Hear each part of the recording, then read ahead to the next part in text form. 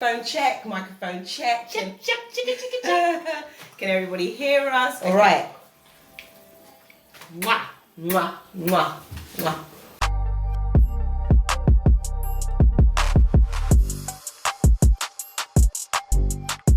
In this episode, we will be talking all things EHCPs, which are Education, Health and Care Plans. So please stay tuned.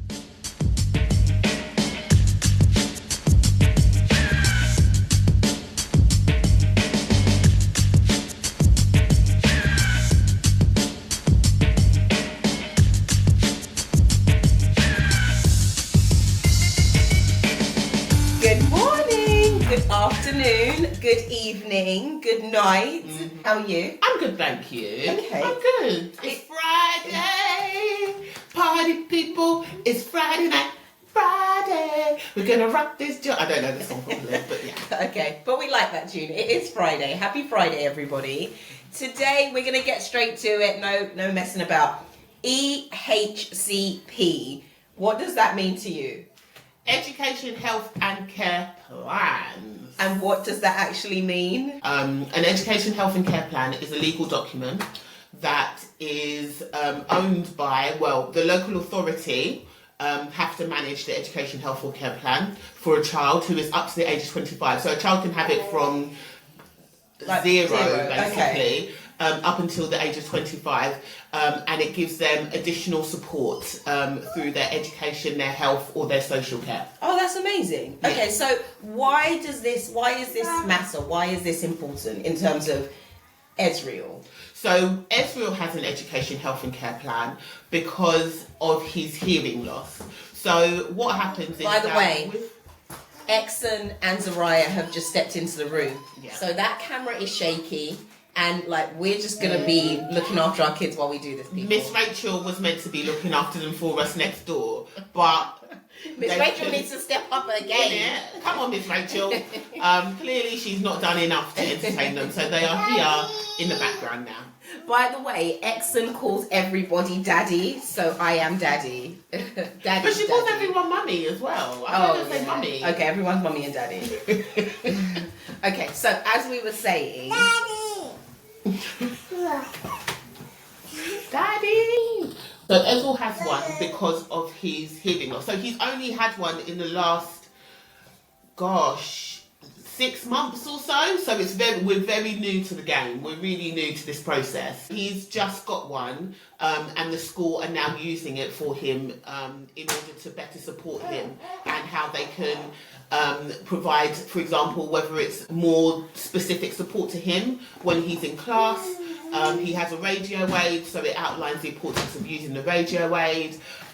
It also speaks about doing a lot more work with him in smaller groups. And why did you want him to have one, or why does he have one? Ezreal was about 2-3. I attended a lot of online events by the National Deaf Children's Society.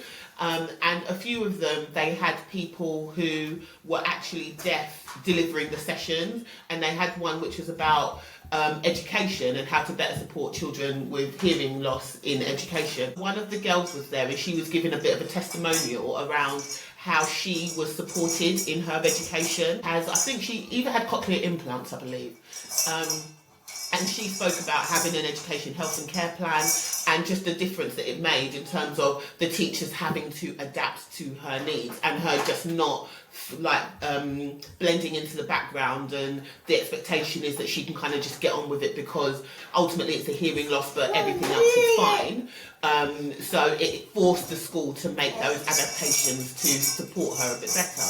Actually, a lot of local authorities don't naturally just give children EHCPs, so it's going to be a fight if you go for it and they might just say no. So I was thinking, alright, let me not bother, I'm not going to do this. The plan has always been for Ezreal to go to the same primary school as his brother Malachi. So they know me at the school, obviously Malachi's mum, they know me, the head teacher knows me.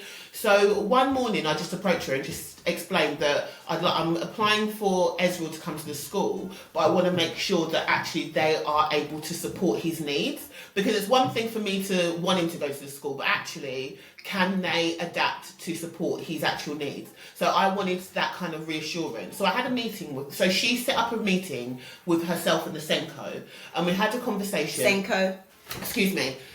Special educational needs coordinator. So every school, every nursery, every education setting has a Senko, and they are the ones who work with children with special educational needs and things like that. So the three of us had a meeting, and they were amazing. They were so confident that they could work with Ezreal, that they would make any appropriate adaptations, that they'd contact his preschool and have the conversations and see what the preschool were doing and adapt the same thing and everything else. So they were really, really positive. But then the head teacher made a point and just said she would strongly advise me to apply for an education, health and care plan. So then I'd thought about it, but I wasn't going to do it because it's so rare for it to be given to children with hearing loss. And her response was the thing that triggered me in my brain, and her response was simply, think about it as you're applying for the future, Ezreal. So she was very much, he might not need it now. He might come to school. At the moment, he's doing great. Everyone's adapting to his needs. But when he gets to 10, when he gets to 16, when he's getting older, he might be so academically inclined, he might absolutely love education, but we can't, or wherever he goes to, they might not be able to meet all his needs. So, and then he's constantly having to adapt. However, if you get it for him now, it's already in place. So everybody is working to the support and helping him reach his goals and reach his needs. So she was just very much, don't think about Ezreal now as a child that you've got in front of him because he's fine. Think about it as a child who's older, who might need some additional support because they're trying to access and unlock more education for themselves. So that was what made me think, right, I'm going to make this application. So I spoke to his preschool and just said, I want to apply. And they said, kids are bowled in again. The kids are back. Okay, all right. So the school were very much, the nursery was very much, yep, no problem, we can do the application. The Senko at the nursery, the preschool, said, yep, they can do the application. So I was like, great. Then I informed his teacher of the deaf as well. Teacher of the deaf. By the way, what and who is the teacher of the deaf, and how do you get one of those? So a teacher of the deaf is assigned to all children with hearing loss. So what they do is, I believe it's through the audiology team. So obviously he attends an audiologist annually. And so they get the information from there, and a teacher of the deaf is allocated. And so the role of the teacher of the deaf is to go into the school or setting, wherever they are, and advise the school around what they're doing, monitor the child, give any advice, support, guidance, etc., to the school, and also to me as a parent as well, around what I should be doing. She's the one who gave us our radio aid as well, which a lot of boroughs, I didn't know, a lot of local authorities, they don't just automatically give children the radio aid. So we're quite lucky where we are in that actually I didn't even have to ask for it. It was just offered to us. By the way, I'm just also going to do a slight pause. A radio aid. So for anyone who has not watched previous episodes and we've talked about the radio aid, just recap, what is a radio aid? So a radio aid is a little device that links to Ezreal's hearing aids, and then either I or the teacher, they can wear it around their neck.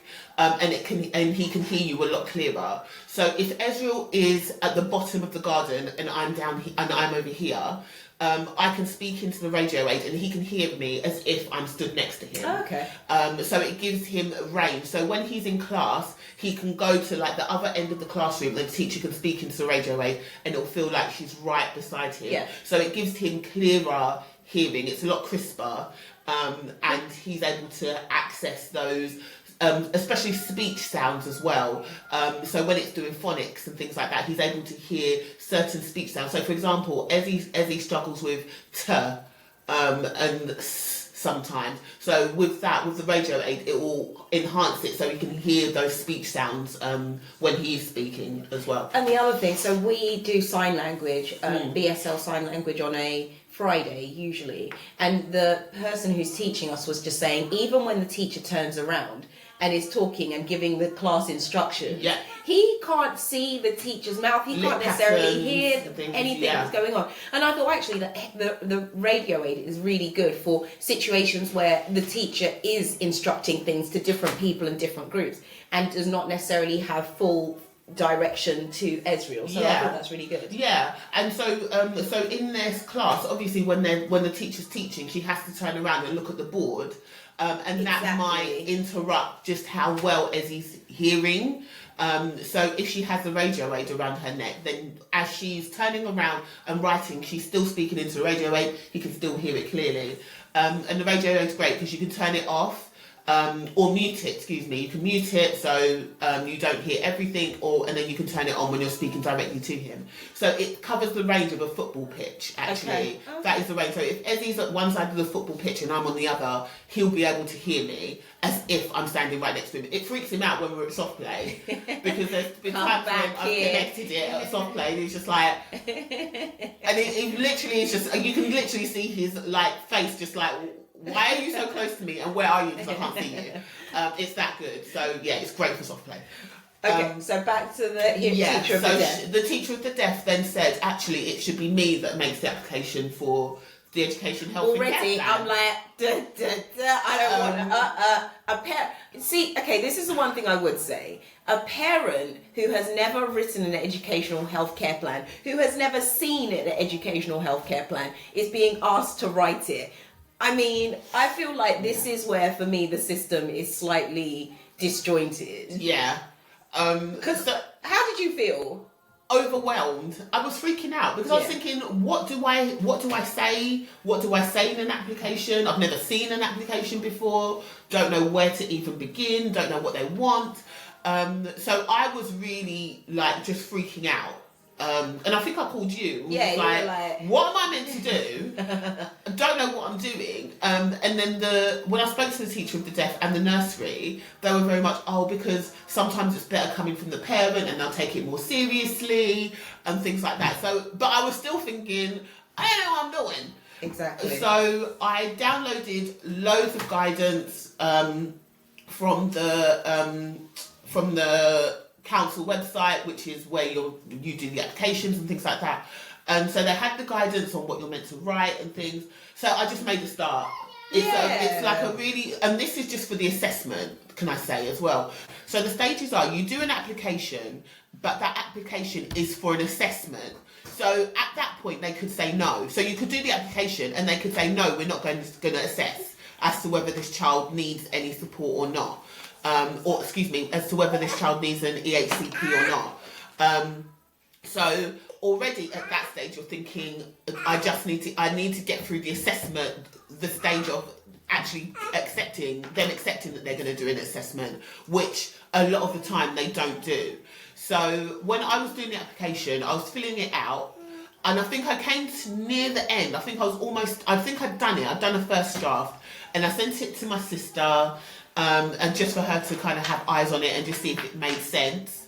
And also I then sent it, and then I contacted the National Deaf Children's Society. So thank you, National Deaf Children's Society. They were incredible. So absolutely incredible. Contacted them, they gave me an advisor, and the advisor got in contact with me, gave me a phone call. So I explained. And can I just say, free of charge? Yes, completely free. Absolutely, completely free, no charge to it. A lot of parents don't know that either with children with hearing loss. They don't know about their advisors and things like that, which is a massive shame. Every time I speak to another parent who has a deaf child, I always say, get in contact with the National Deaf Children's Society. They are amazing. So the advisor got in contact with me. We had a chat. And once again, because of Ezreal's hearing, so there's a level usually. So what they say is that if the child is profoundly deaf, then the chances are a lot higher of them getting a education, health and care plan. Ezzy is moderate. hearing loss. So mild to moderate in one ear, mild to moderate in the other. So though she from the get-go, she was very much, I don't know if they're going to accept this, but we will put everything into it and try and at least get to the assessment stage, and then they have to do more. So I'd sent her over to her what I'd already done, and then she looked over it. She made a load of amendments, gave me some advice about what to include, and that things were in the wrong place and things like that. So she really gave it a proper, thorough, went over it like a tooth comb, and actually just had to look through it and just said, actually, this is what you need to include, this is what you need to add. So we met via Teams, and we spoke on the phone as well, and did a few back and forths. I made the amendments, and then sent it off. Prayed to God, sent it off, and was just kind of just praying for the best. Then, so once you send it off, they have a timescale in which they have to get back to you as to whether they are going to assess or they're not going to assess. And I think the timescale is about 6 weeks, where they have to come back to you and say, yes, we've accepted this, we're going to assess this child and see if they need an education, health and care plan. And then if they do accept that they're going to assess the child, then that means they're going to then contact all the professionals working with him. So in the application stage, I put all the details of who's working with him and what they're doing and what stages assessments are and things like that. So once they agree to assess, that's when they directly then contact all the professionals. Educational psychologist then meets with Ezreal in school, watches him, meets with myself, meets with the school as well. So sent it off, prayed. Within the time scale, which was literally the first week of January last year, I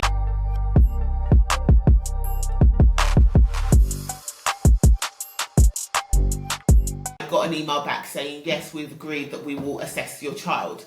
And what's important is timelines.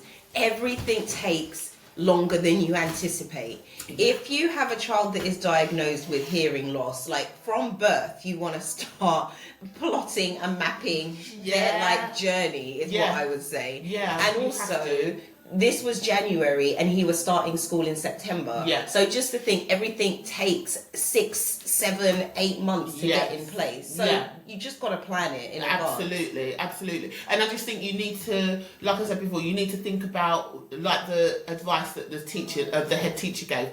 Don't think about your child now. Don't only just think about your child now. Think about your child in years and years to come, and what are they going to need, because you just don't know. So it's better just to kind of start putting that support in place. And I strongly believe that as well for Black, brown, ethnic minority people who have children with disabilities. There is still that stigma of, I don't want to put a label on my child, or I don't want my child to... You're doing them a disservice. You're actually not helping your child at all, because your child will not get the best out of their education experience. They will not achieve all of their levels. They won't reach their potential. And I think there is that thing of, they've got this, so they're never going to reach potential. Absolutely not. They have the opportunity to reach even better outcomes than a child with a normal, I say that in quotes, child. So it's for us as a parents to actually advocate and really push for our children and just say, actually, my child can do extraordinary things if I put certain things in place. So please don't see it as a disadvantage or anything like that. But yeah, sorry, went on a tangent. No, but that is a good tangent to go on, because just to reinforce that, it's as if even if you have dyslexia, you need that support. Things need to be adapted for you. There's no point having dyslexia and being like, I can just there's software that you can use. The screen needs to be adapted in a different way. Why shouldn't you have the same adaptations and changes for someone who has hearing loss? It just makes sense to do it. So did they agree to assess him? So they agreed to assess him, which was wonderful news. Praise God. So then once they'd agreed to that, they then contacted all the professionals working with him. So they contacted the teacher of the deaf, they contacted the school, they contacted the audiologist team, he'd had speech and language previously, which was a joke. It was only 4 weeks. What's going to happen in 4 weeks? But they contacted the speech and language therapist as well. So everybody who's ever had contact with him and ever has been working with him, they made contact with them and just got their professional opinion around what's been done, how they're supporting him, what adaptations need to be made. So yeah, so they contacted everybody, and everyone had their input, spoke about what levels he was working out, what adaptations they were making for him at nursery, for example, and like small group work and things like that. And so yeah, so they all made contact, and then I then met with the educational psychologist. So I had a meeting with her. She asked loads of questions. Felt like the meeting went on for about 3 hours. And we just had a conversation about Ezreal, just so she could build a picture of him. Can I just pause for a second? Right, so with the whole she's asking lots of questions thing, I totally understand them asking lots of questions. They need to do an assessment of the child. The one other benefit that I would say of an EHCP is that all that information about that child is in one document. Yes.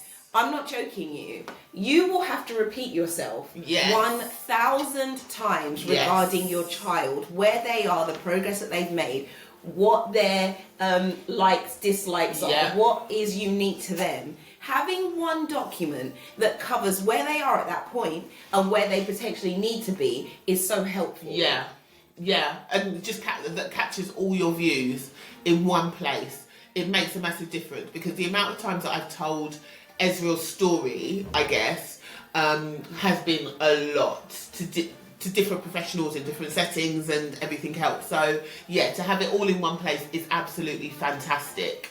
So the educational psychologist, she observed him as well. So she observed him in class. So she went into the class, observed him a few times, and then she wrote a really chunky report, which was then sent to the local authority, and they have to take that report into consideration, as well as all the other professional reports that were submitted. Did they speak to the head teacher? Which head teacher, sorry? For the school he's going to? No. Okay. So it's only professionals that are working with him now. Got it. I'll come back to that. Yeah. Remember that point.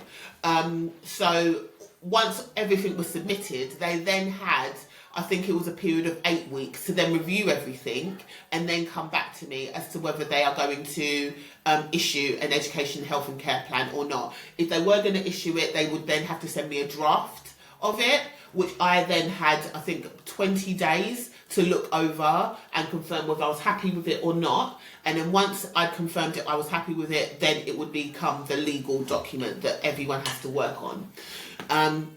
So once everyone had submitted it, weeks went by, nervous again, and then got an email ping up saying, yep, they've agreed to issue him with an education, health and care plan, which I just give it to God. I give it to God. I give it to everyone who actually also contributed, particularly his preschool as well, because they didn't think just short term. They thought about the bigger picture of Ezreal, and also actually, in a worst case scenario, if he's not supported, this is what could happen. So they weren't thinking about it as, oh, we manage everything, everything's great. Because I think everyone has this thing of, oh, we want our organisation to look good. So they want to make it look like, oh, we do everything, we're sparkly and everything's wonderful, and yeah, we meet every single need. But what they thought about was, actually, if we can't meet that need, this is what the outcome is going to be. So if we can't manage Ezreal getting frustrated when he can't hear, then actually the detriment is that Ezreal will then get sent out of class, Ezreal's going to miss out on education. If we can't manage the fact that, if we don't understand that he gets fatigued, so with children with hearing loss, they have hearing aids in or their cochlear implants in, they're very overstimulated and it gets exhausting, and sometimes they do need like some downtime during the day. So they know that. So they're very, and in the report they were just like, we take that into consideration, we give him some downtime. If he doesn't have that, then it can be sensory overload, he can become a bit fidgety and things like that. So they wrote their report as if, actually, these are the worst case scenarios and this is what's going to happen if we don't manage them. And I think that strongly contributed to why it is that he also got a plan as well, because they didn't make everything seem rosy, like, oh, he's great, which he is, but and it's very rare that he has difficult moments, but they took into consideration that actually when he does go to big school, there will be other factors and they need to be considered for as well, which was brilliant. So then they sent me the draft, which I then looked over with my advisor from the National Deaf Children's Society, so the lady who I had, Heather, she was, do you know when you're going to war and you need that kind of general who's gonna like rally everyone up, who doesn't take ish, basically, literally. She was not messing about, and because she's worked with families for so long, and she's seen the games that local authorities can play and just how they can like dance around their responsibilities, she wasn't having anything. So I sent the draft to her and his preschool. The preschool were very much, this is wonderful, this is one of the best drafts that we've ever seen. Because it's very rare, isn't it? Yeah. So they were just like, this is great, we don't have any suggestions, any changes, this is wonderful. Sent it to Heather. Heather ripped it apart. Was just like, this is unacceptable, they've not considered this, they've not considered that, not happy with the draft. So she wrote a massive email just like, no, these are the changes that need to be included. And can I just ask what those specific changes were? If you could just give us one or two. So, for example, there were recommendations from the educational psychologist that weren't included into the draft. Right. Okay. For example. And the local authority kind of responded to that, saying, oh, but whoever it is, the school can go and read the bigger document. It doesn't have to be here. But Heather was saying, actually, the school doesn't have time to be checking the other document, the bigger document. Actually put it into the education, health and care plan, so it's easier to access, it's quicker to see, and that's the document that the school is ultimately going to read. So there was that, and also with speech and language. So speech and language was a heavy part that needed to be mentioned in it, because his speech is come along significantly, but unless you know him, there's going to be some words that he's going to say but you won't understand them. So speech and language features heavily in the work that needs to be done with him. And so they put that as a health need and not an education need.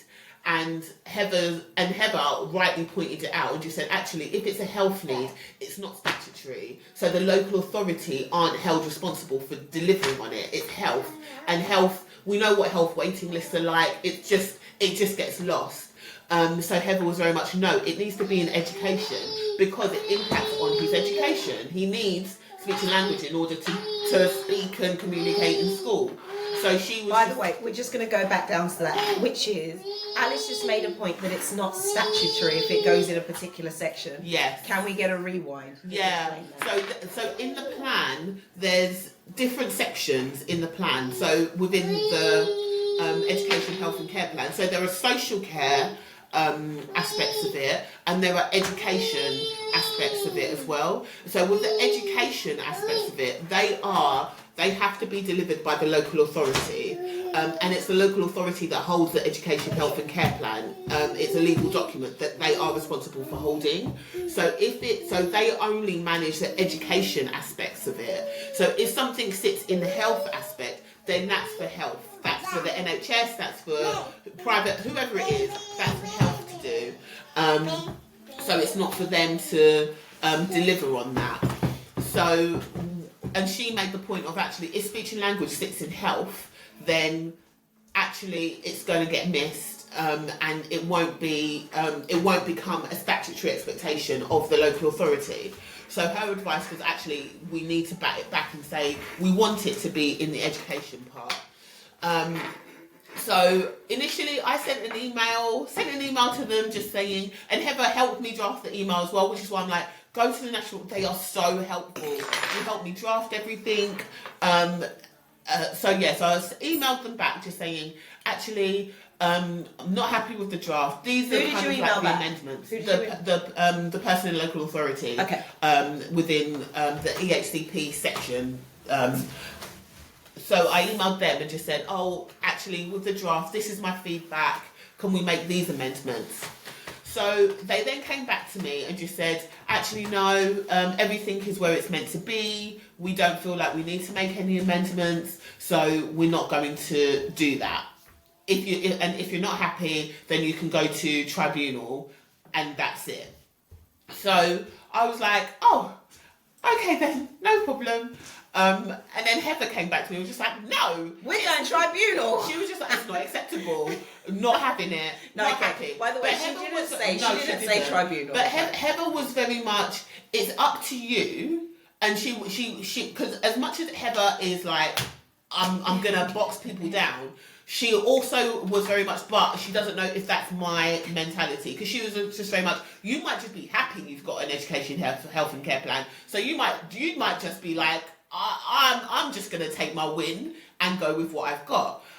So she was very conscious to say, it's your decision, it's your time, it's going to be a lot of work just to kind of go to tribunal. But it's your decision. But she will support you. She'll support you, whatever you do. She'll support, exactly. But she was very much, my opinion is this, but you have to go with what works for you. And at the time, Zariah was 6 months, so I'd only just had the baby. I'm doing all this work whilst on maternity leave and stuff like that. So she was very much, you've just had a baby, your brain is everywhere, you're trying to manage 3 kids. You might just feel like, actually, I've won just by getting the plan. But also, the time was a factor. Yes. So Ezreal, this was now like summer, like everyone's about to go on their holidays, and Ezreal would then start in September. Yeah. And then will this EHCP be available? Yes. So there was a lot of different factors. So Heather was just like, it's your decision. So I thought about it and just thought, actually, no, I'm going to go to tribunal, because actually, later on down the road, once again, what the head teacher said sprung to my mind again, which was, actually, later on down the road, I don't want to have this fight again. And also, I want his plan to be a solid plan from the beginning, because it's really important to at least get a solid foundation, and then everything else can build on top, right? So I just thought, I'm going to take this to tribunal. I'm not happy with their decision. So I then said, right, we're going to tribunal, let's do that. So when you make this decision that you're not happy with the draft and you want to challenge it, the process is you have to go, the first step is you go to mediation. So before you go to tribunal, you're meant to do mediation. So there is the option to go to mediation. And mediation is basically you sit down with the local authority, you sit round a table, you have a conversation, and then you make the decision of, actually, yeah, let's negotiate. And the whole point of mediation is for you and the local authority to sit down together, have a conversation, and just talk about basically a negotiation around, actually, yeah, we want this. How can we kind of come to some type of agreement for the best of the child? Is obviously should always be at the centre of the conversation. So how do we come to some type of agreement that everyone's happy moving forward? So that's what mediation is. But you also have the option to skip mediation and just go straight to tribunal if you don't want that. And I had a conversation with Margaret, actually. So initially, when they said, oh, you can go to mediation first and then tribunal, or you can skip straight to tribunal. So I was thinking about it and was just like, and Heather was very much, it's your decision. Let me know what you want to do. These are the pros and cons. And with mediation, the local authority doesn't have to turn up to it if they don't want to. So that means you've wasted your time trying to do mediation. And mediation, it could break down, nothing could happen, and then you still end up having to go to tribunal anyway. Then I spoke to you about it as well at the time, and was just like, oh, what should I do? Because for me, I just felt like, oh, do I seem like a bitch if I go straight to tribunal? And the local authority are going to hate me and think, bitch, you didn't even speak to us. So I was I'm in an argument about what to do. And then later on, I then did think, and then we had this conversation as well, where I was just like, do you know what? I've sent them a really clear email about what I wanted. Could I be any nicer? Right? And the email wasn't ranty or anything. It was just very much, oh, I just don't agree with this. Can we please reconsider this? I also added in there there like, I've just had a baby, people. Can we just skip tribunal and can we just agree and stuff? They flat out refused. Yeah, they were like, so then I thought back, no. right? So I thought back to my email and just like, you know what? I was nice in my email. I tried in my email. My email was basically me trying to do mediation. They didn't have it. So I just thought back to that and thought, you know what? I'm not wasting my time on mediation. I'm not doing it. I'm actually going straight to tribunal. Yeah. So I spoke to Margaret about it. She was just like, yeah. We just don't have the time. Do you know what it is? We don't have the time. And also, I feel like for a local authority that have politely kind of said we're not going to change it, finances are really tight. So we're talking about 2 years ago, major cuts, all kinds of stuff like that is going on. I just felt that they are not going to necessarily have an incentive to mediate. And yeah, And it's not about fighting the local authority. That's not the objective here. In some people's cases, they literally are fighting. You are fighting. But I feel like for this, it's just about there are so many factors at play. Yeah. That we needed to take the quickest route in order to achieve what we wanted to achieve. Yeah. And I also felt that Alice had so much of a strong case that actually. They could have just said, we'll just move this section to another section. Literally. Like, you could have just done that. But you chose not to. Exactly. So our contacted them and just said, actually, we're just going to go straight to tribunal. So the school, so I'd spoken to Ezreal's school that he was going to go to, which is the same school as his brother, told them that, we've got the education health and care plan, wonderful. The local authority then needed to contact his school and say, in the plan, I then have to name a school.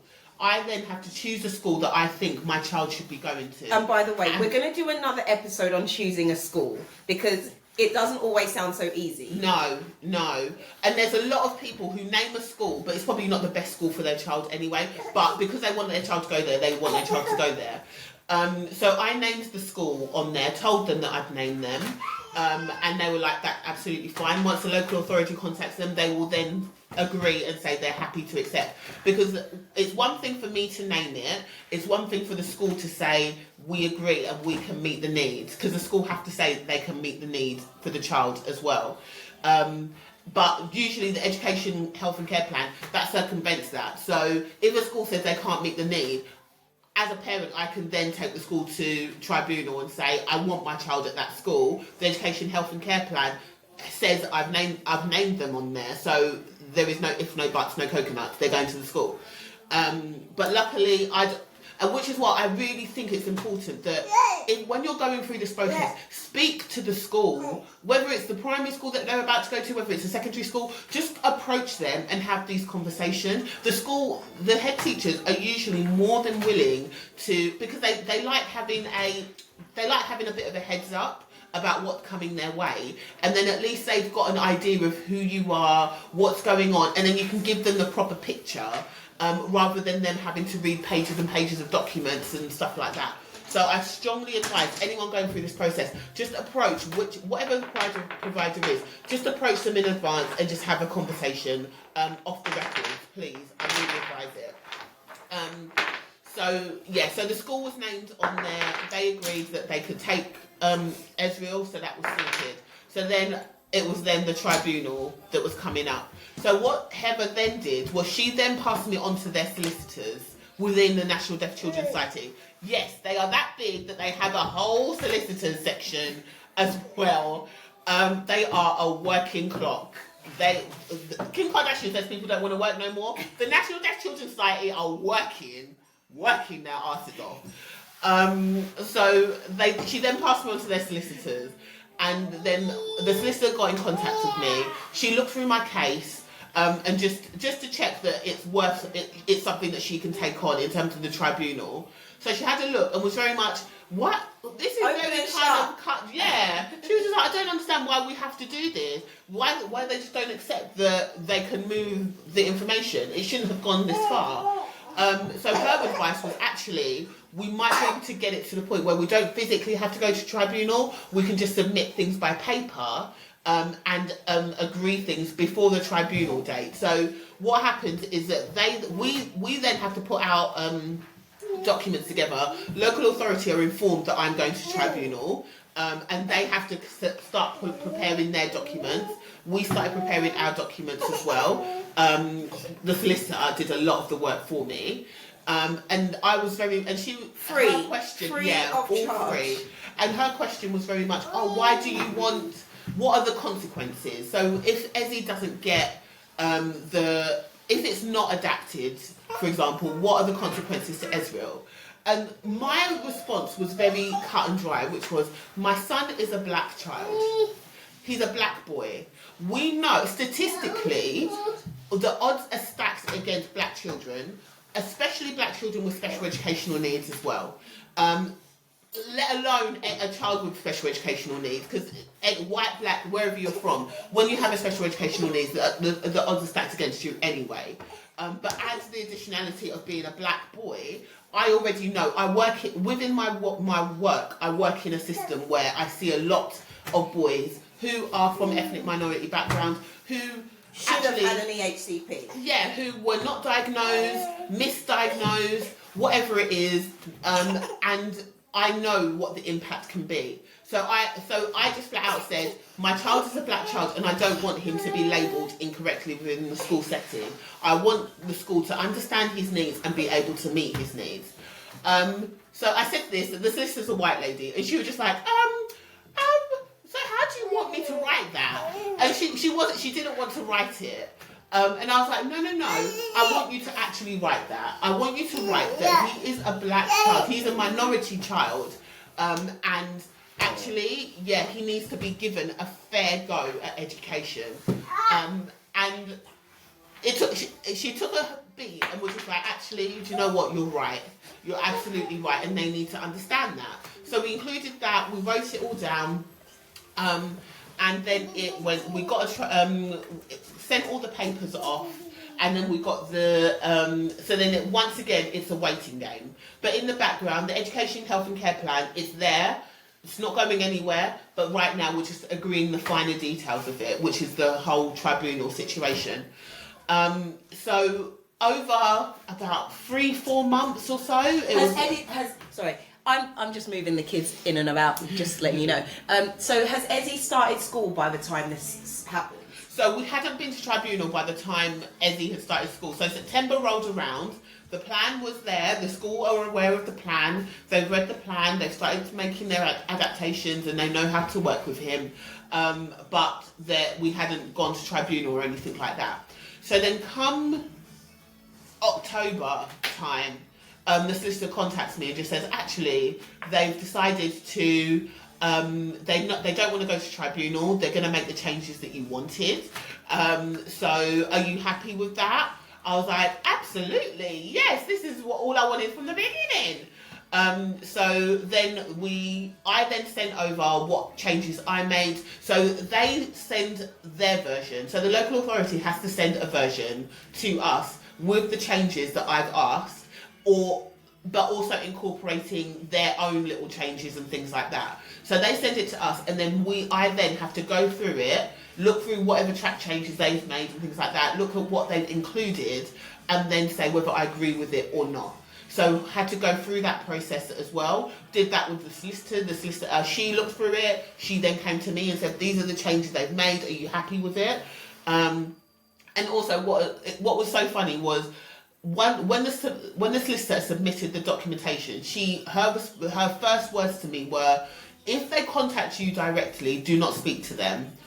What they usually do is the local authority, they get a notification that you want to go to tribunal, then they'll suddenly contact you as the parent and just be like, oh, let's do this and let's do that. She was like, no, I submitted it, so they know that they're meant to come through me. So she was very clear of, if they come to you and try to make any negotiations, try to have any conversations, she was just very much, don't speak to them, just tell them, go and speak to my solicitor, go and speak to the solicitor who's dealing with it, and she will then speak to me and tell me what the plan is. So it was very much, actually, there's a process, there's a tier to work to. So, so we looked through the documents, we added in some changes, so they made some changes.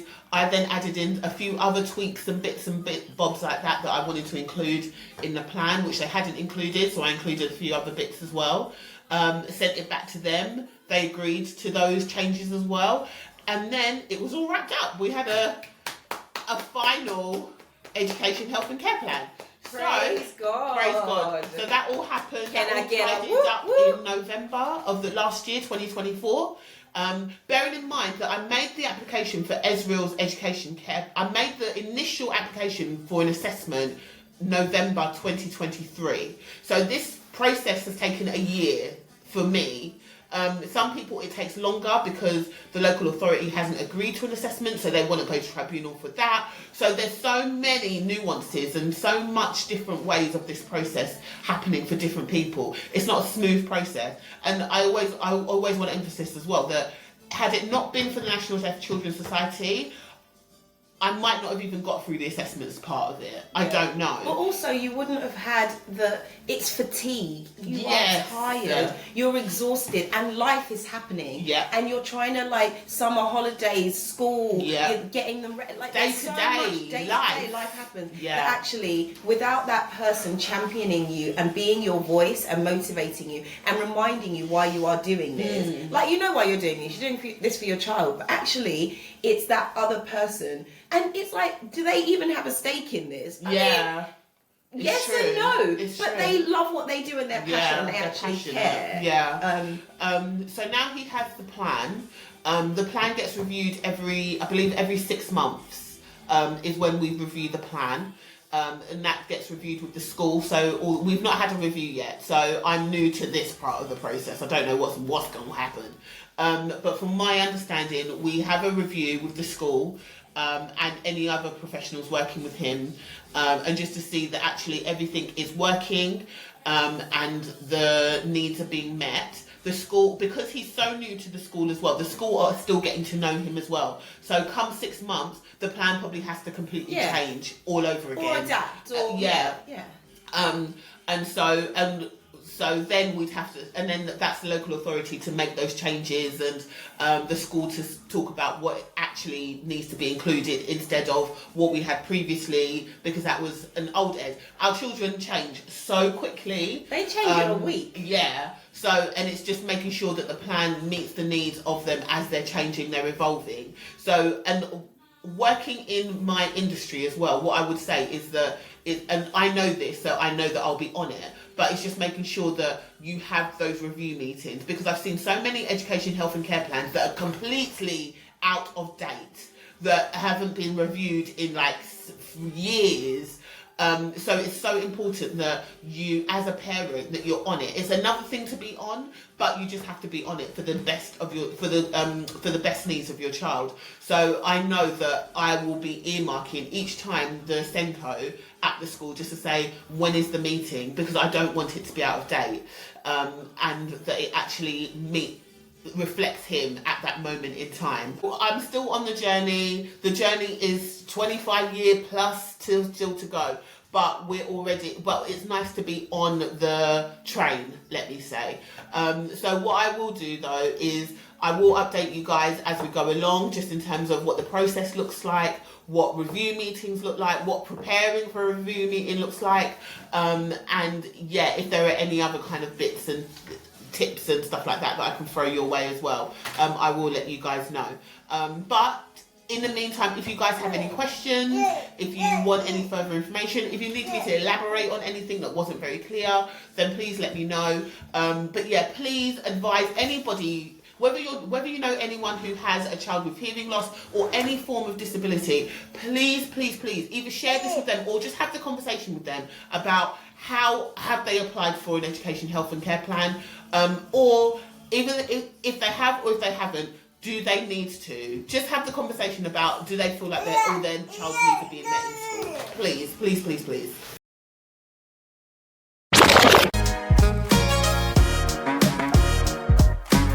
So I went to the head teacher. Thank you, Zoraya.